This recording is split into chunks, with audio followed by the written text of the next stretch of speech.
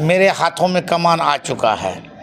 आप ये जानिए, जिस दिन मुझे जिला अध्यक्ष बनाया गया था जी, उस दिन अख्तरुल ईमान साहब घोषणा कर दिए थे कि इनका टिकट काट करके उनको दिया था।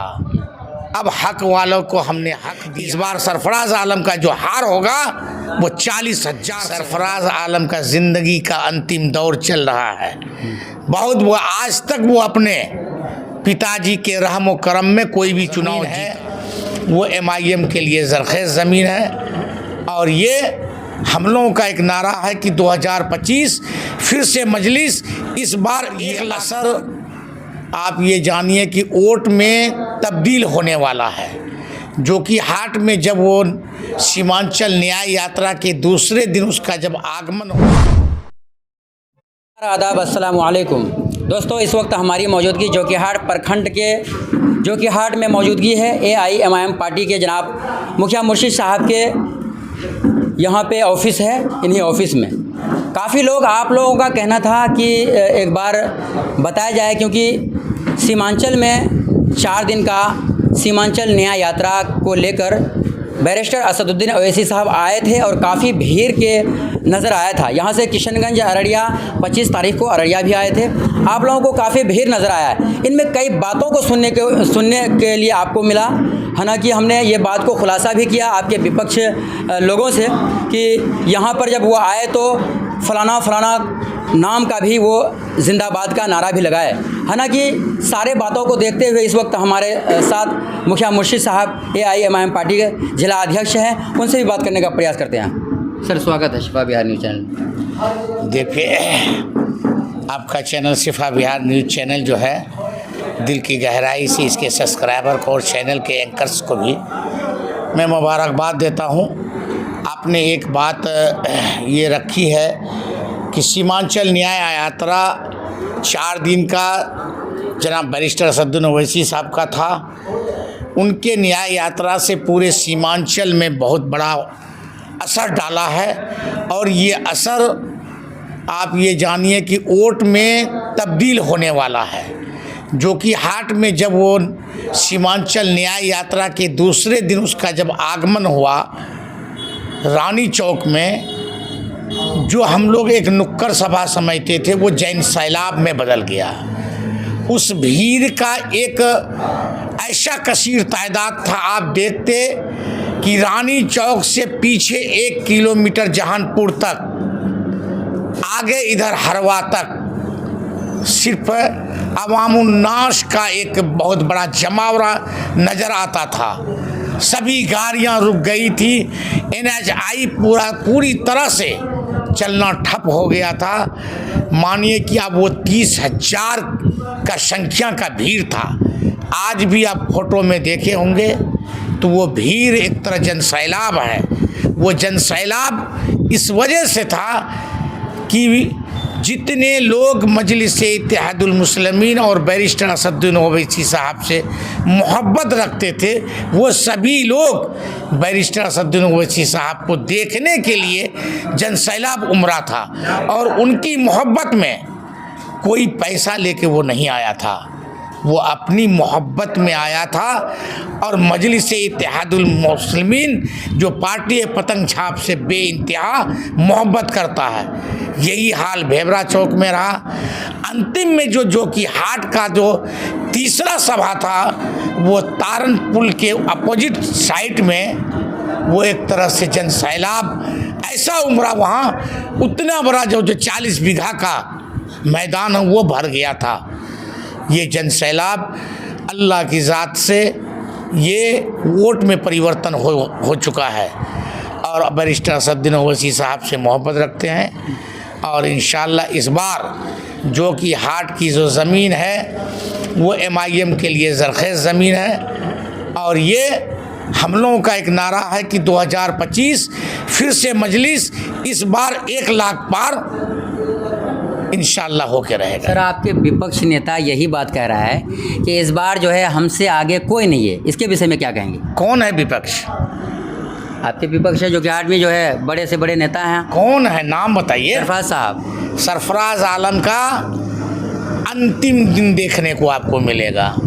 जब वो जानता है कि आरजेडी के टिकट पर अगले बार 13 दिन में वो उसका मुकाबला नहीं कर सका, इस बार तो हम लोग 13 महीना से तैयारी कर रहे हैं और इस बार तो पहले से लोग जग चुका है। सरफराज आलम का ज़िंदगी का अंतिम दौर चल रहा है। बहुत वो आज तक वो अपने पिताजी के रहम करम में कोई भी चुनाव जीता है। उसके मरने के बाद वो चुनाव लड़ा, क्या असर हुआ? दूसरा चुनाव भी लड़ा एमपी का, क्या असर हुआ? एक बार उसके संपत्ति में वो कुछ दिनों के लिए एमपी बना। जब एमपी में लड़ा तो 1,37,500 से पराजित हुई। और वो आदमी, जिस आदमी के बारे में हर सभा में बोलता है कि कोई हैदराबाद से आता है, आप हैदराबाद वाले का जलवा नहीं देखा कि अगले बार 13 दिन के अंदर इस जोकीहाट में कायाकल्प हुआ और आपकी हार 7,000 अधिक से वोटों से हुई है। इस बार सरफराज आलम का जो हार होगा वो 40,000 से होगा। लेकिन सर वो हर सभा में ये कहता है कि अपना बेटा को चुनिए, जो लोग बाहर से हैं पार्टी को देख के वोट मत दीजिए, अपना बेटा को। इसके विषय में क्या कहेंगे? शायद उसको गुजरा हुआ इतिहास पता नहीं है जी। किसी सभा में वो कहता है कोई छपरा से आया, कोई हैदराबाद से आया। आप नहीं देखते हैं कि छपरा वाले के रहमो करम में 2 बार लालू जी के पार्टी से वो एमएलए बना है और 2 बार जदयू के, कभी वो निर्दलीय चुनाव जीता है। हर दिन जोकीहाट वाला अपना बेटा को चुना है। क्या मैं जोकीहाट का बेटा नहीं हूँ? उसको 4 बार का मौका मिल चुका है। कभी वो क्या कहता है, जनता का राज होगा। अरे याद करिए, वो दिन राक्षस का राज था, जंगल का राज था, उस वक्त जनता का राज नहीं हुआ। कभी आप कहते हैं लोकतंत्र में जनता बड़ा होता है। क्या लोकतंत्र पहले नहीं था? अरे आप ही के ज़माने में लोकतंत्र खतरे में था। आज असली लोकतंत्र है, असली जमहूरियत है। जो आदमी की अकड़ इतनी थी, उस आदमी को सरजमीन पर रेंगने पर मजबूर कर दिया। ये जनता का राज है। चलिए, अब सर ओवैसी साहब आए थे 4 दिन का न्याय यात्रा को लेकर, क्या कुछ तय हुआ सर? कब तक आएगा आपके हाथों में कमान? मेरे हाथों में कमान आ चुका है। आप ये जानिए, जिस दिन मुझे जिला अध्यक्ष बनाया गया था जी, उस दिन अख्तरुल ईमान साहब घोषणा कर दिए थे कि इनका टिकट कार करके उनको दिया था। अब हक वालों को हमने हक दिया है, इसलिए उस दिन से हम पूरी तरह से मुतमईन हैं कि उन्होंने कहा कि हक वाले को मैंने हक दे दिया है। और इंशाअल्लाह कुछ ही दिनों में आप देखिएगा, विधिवत मेरा नाम का घोषणा करके सिंबल मेरे हाथ में होगा। अच्छा सर, 25 तारीख को जो यहाँ पे न्याय यात्रा था, हमने अख्तरुल ईमान साहब से पूछा भी था इस बात के विषय में, लेकिन उन्होंने कहा कि अभी आला कमान ही बताएंगे।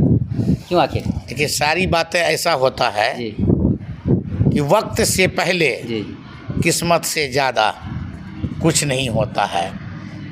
अभी अगहनी धान जो पकेगा 2 महीना समय है, उससे पहले जब काटा जाएगा जी तो वो धान काम का नहीं होगा। इसलिए जब तक अधिसूचना जारी नहीं होता है तब तक घोषणा नहीं। कोई पार्टी क्यों नहीं किया अभी तक?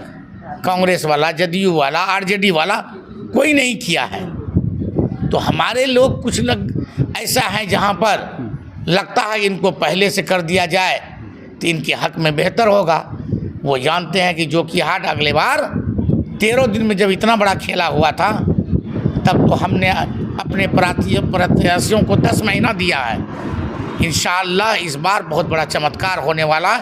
2025 फिर से मजलिस, इस बार 1 लाख पार का नारा। अभी सर दशहरा दुर्गा पूजा का अवसर पे क्या कहना चाहेंगे जोकीहाट विधानसभा अररिया? अंत सवाल। देखिए, दुर्गा पूजा के शुभ अवसर पर पूरे बिहार वासियों को, जोकीहाट वासियों को दिल की गहराई से बधाई है और खैर मकदम है। चलिए दोस्तों, ये हमारे साथ जनाब मुखिया मुर्शिद साहब थे, जो कि जिला अध्यक्ष हैं AIMIM पार्टी से। आप लोगों का कहना था कि एक बार आप लोगों के दिल में ये पता चले कि इस बार क्या होने वाला है। आप लोग काफ़ी प्यार दिए हैं, फिर प्यार देते रहिए। मिलेंगे फिर किसी दूसरे वीडियो के साथ, तब तक के लिए जय हिंद।